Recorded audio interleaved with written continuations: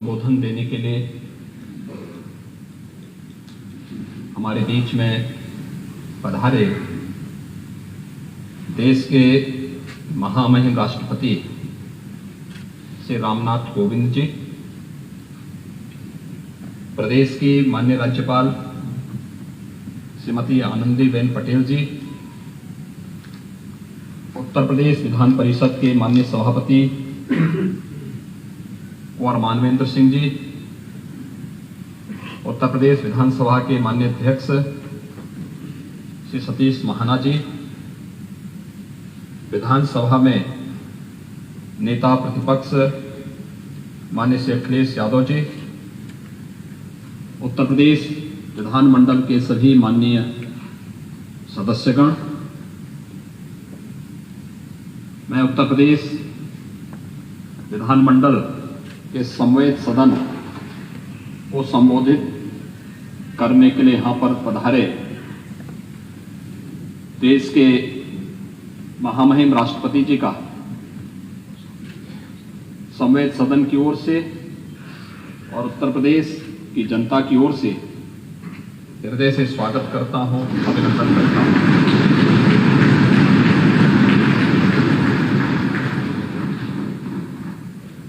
आजादी के अमृत महोत्सव वर्ष के उपलक्ष्य में आपने विधानमंडल की संवेद सदन को संबोधित करने के आमंत्रण को सहर्ष स्वीकार किया। इसके लिए आपके प्रति आभार भी व्यक्त करता हूं।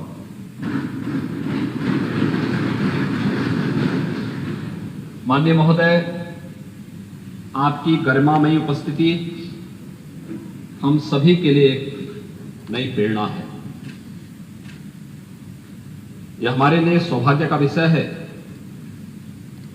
कि इस ऐतिहासिक अवसर पर हमें आपका महत्वपूर्ण संबोधन और मार्गदर्शन प्राप्त होने वाला है। उत्तर प्रदेश वासियों के लिए यह गौरव का विषय है कि महामहिम राष्ट्रपति जी उत्तर प्रदेश के जनपद कानपुर देहात के परोग गांव में जन्मे। एक साधारण परिवार में जन्म लेना, स्कूली शिक्षा और उच्च शिक्षा कानपुर नगर में लेने के पश्चात आपने कानपुर विश्वविद्यालय से कानून की डिग्री भी प्राप्त की। यह भारत के लोकतंत्र की ताकत है। एक सामान्य गांव और एक सामान्य परिवार में जन्म लेने के बाद भारत के सर्वोच्च संवैधानिक पद पर देश के गौरव और गरिमा को बढ़ाना, ये पूरे देश और पूरे उत्तर प्रदेश के लिए गौरव की बात है। वर्ष 1977 से 1979 तक आप दिल्ली उच्च न्यायालय में भारत सरकार के अधिवक्ता रहे। वर्ष 1969 में उच्चतम न्यायालय में एडवोकेट ऑन रिकॉर्ड बने और वर्ष 1980 से 93 तक उच्चतम न्यायालय में भारत सरकार के स्थायी अधिवक्ता के रूप में भी आपने अपनी अमूल्य सेवाएं दी। सन 1994 में उत्तर प्रदेश से देश के उच्च सदन यानी राज्यसभा के सदस्य के रूप में आपका निर्वाचन हुआ। वर्ष 2000 में आप पुनः उत्तर प्रदेश से ही राज्यसभा के लिए निर्वाचित हुए। राज्यसभा की अनेक महत्वपूर्ण समितियों के सदस्य के साथ ही राज्यसभा की हाउस कमेटी के सभापति के रूप में भी आपने अपनी अमूल्य सेवाएं दी। भारतीय शिष्टमंडल के सदस्य के रूप में 22 अक्टूबर 2003 को आपने संयुक्त राष्ट्र आम सभा को भी अपना महत्वपूर्ण संबोधन दिया। 8 अगस्त 2015 को आप बिहार के राज्यपाल के पद पर आसीन हुए। कुलाधिपति के रूप में आपने राज्य विश्वविद्यालयों के कामकाज के अनेक सुधार लागू किए तथा आधुनिक प्रौद्योगिकी का प्रयोग भी प्रारंभ किया। राज्यपाल के रूप में आपकी स्वच्छ छवि, कार्यकुशलता और उल्लेखनीय उपलब्धियों ने राष्ट्रपति पद के लिए प्रबल और सर्वोत्तम विकल्प के रूप में आपको प्रस्तुत किया और आप 2017 में देश के 14वें राष्ट्रपति के रूप में निर्वाचित हुए।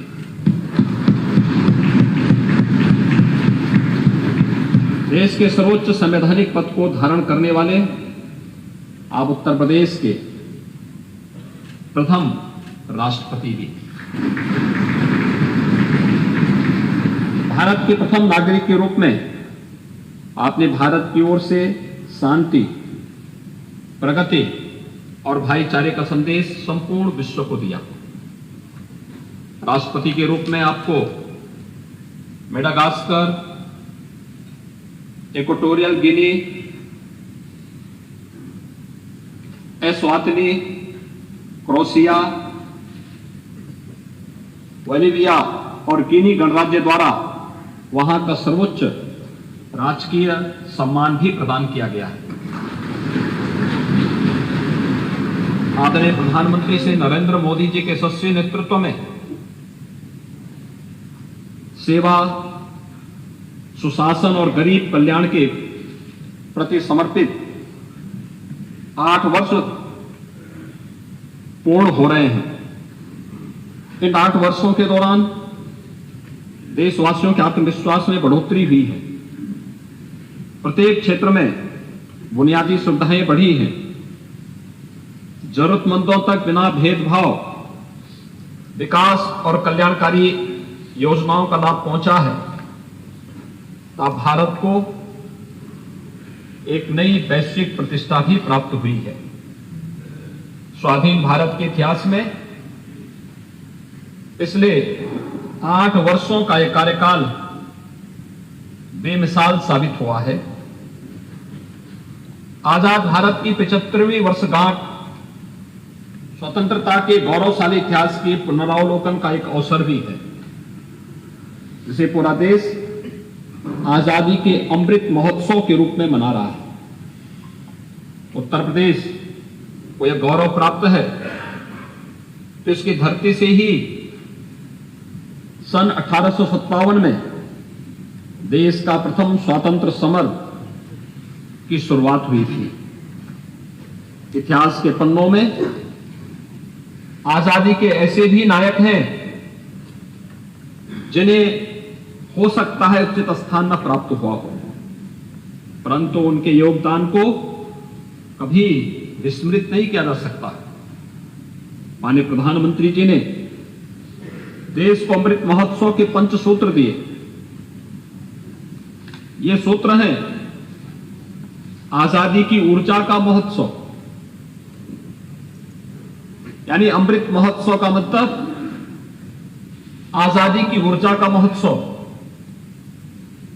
स्वाधीनता सेनानियों से प्रेरणा का महोत्सव, नए विचारों का महोत्सव, नए संकल्पों का महोत्सव, आत्मनिर्भरता को प्राप्त करने का महोत्सव। ये 5 सूत्र आजादी की लड़ाई के साथ साथ आजाद भारत के सपनों और कर्तव्यों को देश के सामने रखकर आगे बढ़ने की प्रेरणा देंगे। आजादी का अमृत महोत्सव हमें आत्मावलोकन का अवसर दे रहा है। 2047 का भारत कैसा होगा, इसके लिए माननीय प्रधानमंत्री जी ने आगामी 25 वर्ष के कालखंड को अमृत काल निर्धारित करते हुए नवीन संकल्प के साथ नए लक्ष्यों को प्राप्त करने के लिए पूरे देश के नागरिकों को परिश्रम करने के लिए आह्वान किया है। इस अवसर पर याद करना आवश्यक होगा कि आजादी के इस आंदोलन की सबसे महत्वपूर्ण मांग अपने देश के लिए अपने कानून की थी।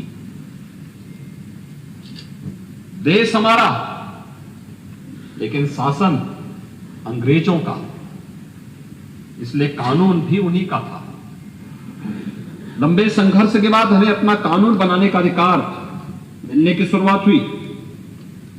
यद्यपि हमें कानून बनाने का पूरा अधिकार नहीं मिला था, केवल शुरुआत हुई थी, जिसके दृष्टिगत राज्य स्तर पर विधानमंडल की स्थापना का मार्ग प्रशस्त हुआ और 5 जनवरी 1887 को विधान परिषद का गठन किया गया।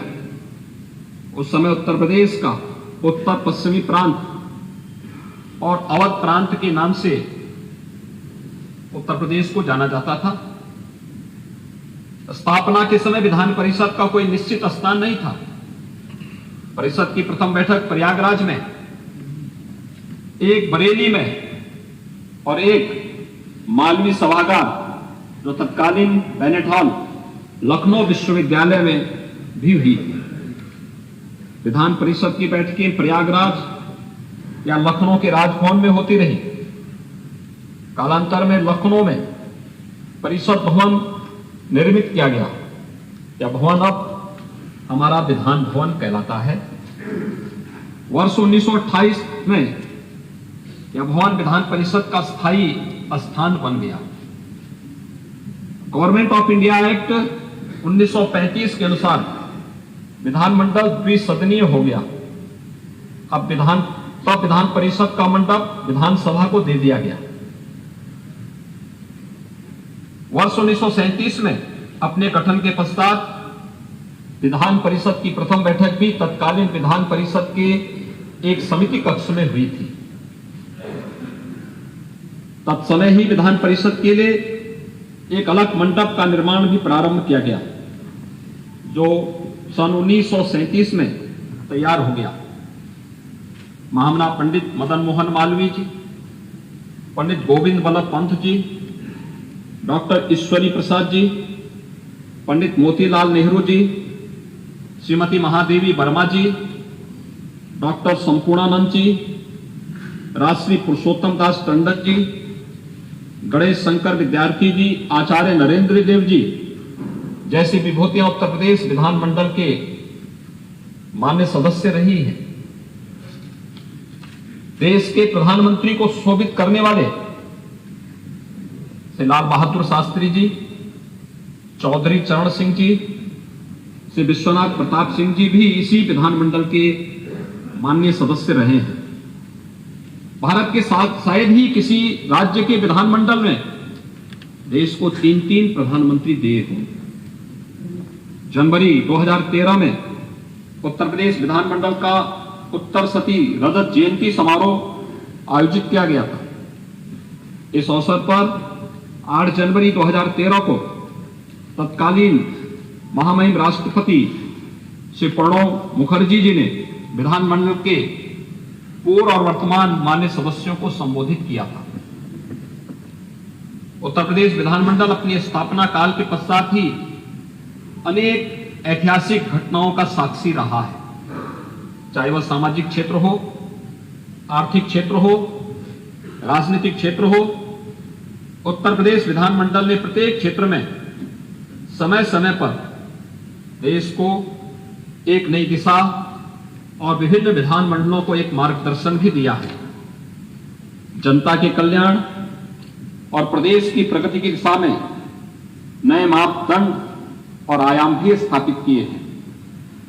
राष्ट्रपिता महात्मा गांधी की 150वीं जयंती के अवसर पर आहूत विशेष सत्र में पहली बार सतत विकास के लक्ष्यों पर लगातार दिन रात 36 घंटे की चर्चा भी देश के सामने एक चर्चा का विषय रहा।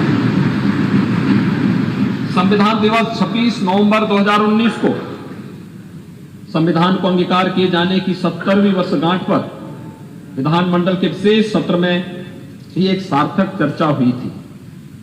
माननीय प्रधानमंत्री जी के नेतृत्व और मार्गदर्शन में स्वतंत्रता सेनानियों के सपनों के अनुरूप भारत का विकास वर्तमान में हो रहा है। इसके तहत उत्तर प्रदेश द्वारा विशिष्ट उपलब्धियां हासिल की गई हैं। नए भारत का नया उत्तर प्रदेश निरंतर आत्मनिर्भरता की ओर अग्रसर है। प्रदेश सरकार राज्य के समग्र विकास तथा गांव, गरीब, किसान, नौजवान, महिलाएं सहित समाज के प्रत्येक वर्ग के कल्याण के लिए पूरी प्रतिबद्धता के साथ कार्य कर रही है। सुदृढ़ कानून व्यवस्था से प्रदेश में विकास और निवेश का एक माहौल बना है। ईज ऑफ लिविंग का लक्ष्य प्राप्त किया जाना विभिन्न योजनाओं और कार्यक्रमों का केंद्र बिंदु है। राज्य सरकार के प्रभावी प्रयासों के परिणाम स्वरूप उत्तर प्रदेश आज केंद्र सरकार की 4 दर्जन विकास और जन कल्याणकारी योजनाओं में देश में प्रथम स्थान पर है। प्रदेश के युवाओं को रोजगार एवं नौकरी प्रदान करने और उन्हें सामर्थ्यवान बनाने के लिए राज्य सरकार कृत संकल्पित है। प्रदेश के औद्योगिक विकास के लिए विशेष प्रयास किए जा रहे हैं। उत्तर प्रदेश राष्ट्रीय पटल पर एक समर्थ प्रदेश के रूप में उभरा है। अब हमारा राज्य देश की दूसरी बड़ी अर्थव्यवस्था बनने की ओर अग्रसर है। वैश्विक महामारी कोविड-19 के दौरान जीवन और जीविका दोनों को बचाते हुए उत्तर प्रदेश में कोरोना का प्रभावी प्रबंधन भी किया गया। उत्तर प्रदेश के 18वीं विधानसभा में कई विशिष्ट रूप से मान्य सदस्य निर्वाचित हैं।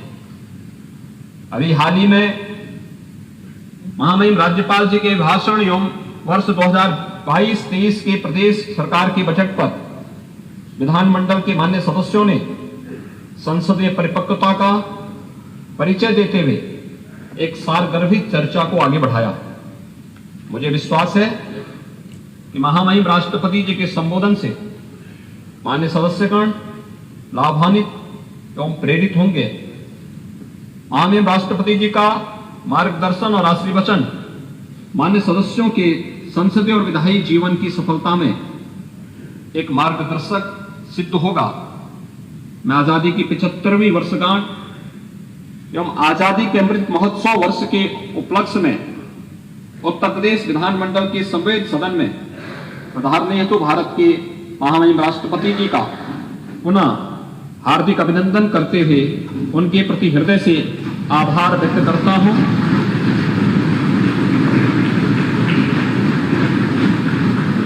इस अवसर पर उपस्थित प्रदेश की महामहिम राज्यपाल जी, विधान परिषद के माननीय सभापति जी, विधानसभा के माननीय अध्यक्ष जी, विधानसभा में माननीय नेता प्रतिपक्ष तथा आप सभी मान्य सदस्यों को भी इस ऐतिहासिक अवसर का साक्षी बनने के लिए हृदय से धन्यवाद देता हूं।